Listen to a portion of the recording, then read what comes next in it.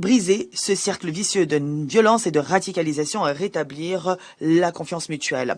Mais au lieu de ça, au lieu d'aider à rétablir un horizon politique, les États-Unis et l'Union européenne continuent de tenter de manière destructrice de prendre des demi-mesures plutôt que de promouvoir une paix réelle. L'on cherche à promouvoir la normalisation israélo-arabe en contournant les décisions justes des problèmes palestiniens dans le cadre notamment de l'initiative arabe de paix.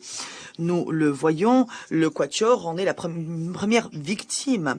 Nous voyons aussi que Washington prétend avoir le rôle de frère de la paix, alors même qu'il a perdu toute crédibilité, toute impartialité, à la suite notamment des décisions prises pendant l'administration de Donald Trump, qui vont à l'encontre directement des résolutions du Conseil de sécurité.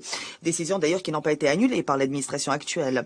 Le fait que les résolutions du Conseil de sécurité ne soient pas mises en œuvre, et pas seulement sur le dossier du Moyen-Orient, mérite d'être rappelé ici aujourd'hui.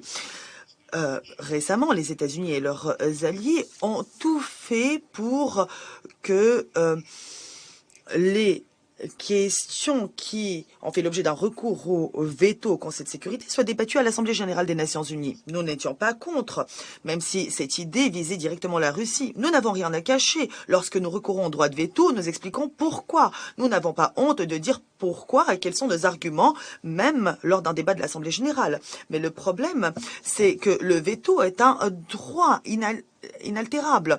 Cela fait partie des mécanismes consacrés dans la Charte des Nations Unies. Ce n'est pas une violation à proprement parler de la Charte. Mais le fait de ne pas appliquer les résolutions du Conseil de sécurité, c'est une violation de la Charte. Et on peut le dire franchement aujourd'hui.